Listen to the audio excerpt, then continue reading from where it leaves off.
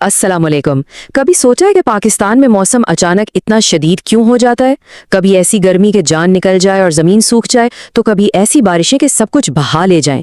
इस सब के पीछे ना दो बहुत बड़े नाम छुपे हुए हैं, एल नीनो और ला नीना। चले आज समझते हैं कि मौसम के ये दो बड़े खिलाड़ी आखिर हैं क्या, और ये पाकिस्तान के मौसम के साथ ऐसा क्या करते हैं। तो सबसे पहला और बुनियादी सवाल, ये एल नीनो और ला नीना आखिर हैं क्या भला? नाम सुनने में शायद कुछ अजीब लगे, लेकिन इनके पीछे की कहानी बहुत बहुत सादा है। अच्छा, तो इसको बिल्कुल सादा लफ्ज़ों में समझें। सारा खेल बैरुल काहिल यानी पैसिफिक ओशन के पानी के दर्जा हरारत का है। जब वहाँ का पानी अपनी औसत से ज़्यादा गर्म हो जाता है तो उसे कहते हैं एल नीनो, और जब पानी औसत से ज़्यादा ठंडा हो जाए तो वो कहलाता है ला नीना। बस इतनी सी बात है, यही वो बुनियाद है जिस पर मौसम की पूरी कहानी खड़ी है। तो आज हम क्या क्या देखने वाले हैं? हम जानेंगे कि ये निज़ाम असल में हैं क्या, ये बनते कैसे हैं, फिर देखेंगे कि पाकिस्तान की गर्मियों और सर्दियों पर इनके क्या असरात होते हैं, इनके कुछ फ़ायदे और नुकसानात भी देखेंगे, और आखिर में एक सबसे अहम नुक्ते पर बात करेंगे जो सबको समझना ज़रूरी है। चलें अब ज़रा इसको थोड़ा और तफसील से देखते हैं और दर्जा हरारत की इस तब्दीली से एक कदम आगे बढ़कर इन नामों के पीछे की साइंस को समझते हैं। साइंसदान जो है ना, वो इन दोनों के लिए एक मुश्तरका नाम इस्तेमाल करते हैं, एनजो यानी एल नीनो सदर्न ऑसिलेशन। ये दरअसल एक मुकम्मल साइकिल का ऑफिशियल नाम है।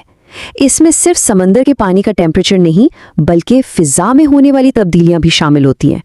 तो ये सिर्फ समंदर का नहीं, बल्कि समंदर और हवा का एक मिला जुला निज़ाम है। तो ये जो ENSO सिस्टम है ना, इसकी असल में 3 हालतें होती हैं। एक है गर्म फेज जिसे हम एल नीनो कहते हैं, दूसरी है ठंडी फेज यानी ला नीना, और एक तीसरी हालत भी है न्यूट्रल, यानी जब सब कुछ नॉर्मल होता है। ये पूरा चक्कर हर 2 से 7 साल में दोहराया जाता है और ये पूरी दुनिया के मौसम को हिला के रख देता है। तो सवाल ये पैदा होता है कि आखिर समंदर में होने वाली ये तब्दीली इतने बड़े मौसमियाती निज़ाम कैसे बना देती है? इस सारी कहानी का ताल्लुक है तिजारती हवाओं यानी ट्रेड विंड से। देखें, एल नीनो बनने का अमल ऐसे शुरू होता है कि बहरुल आकाहिल के ऊपर जो ट्रेड विंड्स चल रही होती हैं वो कमज़ोर पड़ जाती हैं।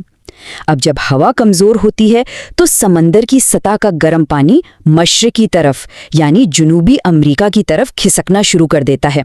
और एक उसूल याद रखें, जहां गर्म पानी वहीं बारिश और बादल। बस इसी एक तब्दीली से पूरी दुनिया के मौसम का नक्शा ही बदल जाता है। और ला नीना वो इसके बिल्कुल उलट काम करता है। इसमें ट्रेड विंड्स कमज़ोर नहीं, बल्कि मामूल से ज़्यादा तेज़ और मजबूत हो जाती हैं। ये तेज हवाएं गर्म पानी को और ज्यादा मगरब की तरफ, इंडोनेशिया की तरफ धकेल देती हैं। अब जब ऊपर का गर्म पानी हटता है तो उसकी जगह लेने के लिए समंदर की गहराइयों से ठंडा पानी ऊपर आ जाता है, और पानी का ये ठंडा होना भी आलमी मौसम में एक बहुत बड़ी तब्दीली ले आता है। और अब आते हैं सबसे अहम सवाल पर कि आखिर इन सबका हम पर यानी पाकिस्तान पर क्या असर पड़ता है, ख़ास तौर पर हमारी गर्मियों और मॉनसून के मौसम पर, जो हमारी ज़रात और ज़िंदगी के लिए बहुत अहम है। यहाँ फ़र्क ज़मीन आसमान का है। एक तरफ है एल नीनो, जिसमें पाकिस्तान की गर्मियों में शदीद हीट वेव्स आती हैं, मॉनसून कमज़ोर पड़ जाता है, बारिशें बहुत कम होती हैं और खुश्क साली का ख़तरा मंडलाने लगता है। और दूसरी तरफ है ला नीना, जहां मॉनसून बहुत ज़्यादा ताकतवर हो जाता है, बारिशें भयानक होती हैं, सैलाब का खतरा कई गुना बढ़ जाता है और शदीद गर्ज चमक वाले तूफान भी आते हैं। इस बारे में MS के वेदर अपडेट्स की एक बहुत ही दिलचस्प तहकीक है। वो कहते हैं कि एल नीनो के दौरान फिजा में इंस्टेबिलिटी तो कम होती है, लेकिन इंतहाई मौसम के वाक़यात ज़्यादा होते हैं। इसका सादा मतलब यह है कि भले ही मॉनसून कमज़ोर हो, लेकिन इसका ये मतलब हरगिज़ नहीं कि मौसम पुरसुकून रहेगा। अच्छा, तो गर्मियों की बात तो हो गई। अब देखते हैं कि सर्दियों में क्या होता है, क्योंकि इन निज़ामों के असरात सर्दियों में भी बहुत गहरे होते हैं, लेकिन इनका अंदाज बिल्कुल मुख्तलिफ होता है। एल नीनो वाली सर्दियाँ कैसी होती हैं? उमूमन ये निस्बतन गर्म और खुश्क गुजरती हैं। शुमाली इलाकों में बर्फ़बारी कम होती है और मगरबी हवाएं भी कमज़ोर पड़ जाती हैं, जिसकी वजह से आगे चलकर पानी की कमी का खदशा पैदा हो सकता है। اور اس کے مقابلے میں لانینا کی سردیاں وہ تو بڑی شدید ہوتی ہیں، سخت سردی، کولڈ ویوز، شمال میں بہت زیادہ برف باری اور میدانی علاقوں میں دھند کے واقعات بھی بہت بڑھ جاتے ہیں۔ اور اس بات کو MSK کی تحقیق مزید پختہ کرتی ہے۔ ان کے مطابق لانینا کی سردیوں کا مطلب ہے سردی کی شدید لہریں اور دھند کے زیادہ واقعات۔ یہ وہ صورتحال ہے جس کا تجربہ ہم میں سے بہت سے لوگ ہر سال کرتے ہیں۔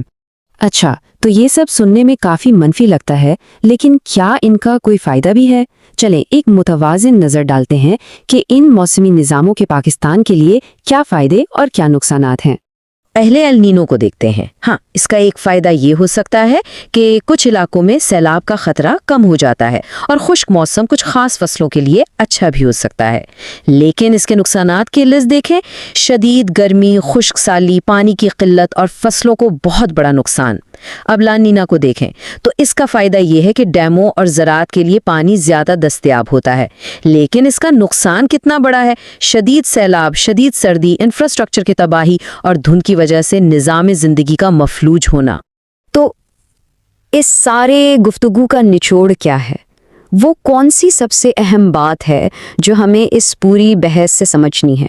MSK ویدر اپڈیٹس کی تحقیق اسے بہت صاف لفظوں میں بتاتی ہے۔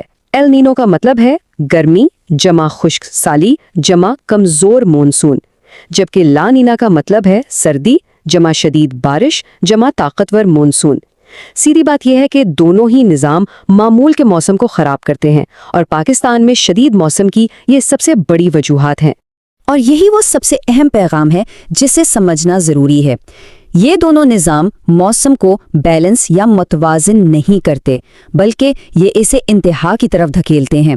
یہ موسم کو ایک انتہا سے دوسری انتہا تک لے جانے والے عوامل ہیں۔ لیکن ہاں، ایک بات یاد رکھنا بہت ضروری ہے، نتیجہ ہمیشہ 100% یقینی نہیں ہوتا۔ ایل نینو اور لا نینا کے علاوہ بھی کچھ اور عوامل ہیں، جیسے انڈین اوشن ڈائپول اور جیٹ سٹریم، جو موسم پر اثر انداز ہوتے ہیں۔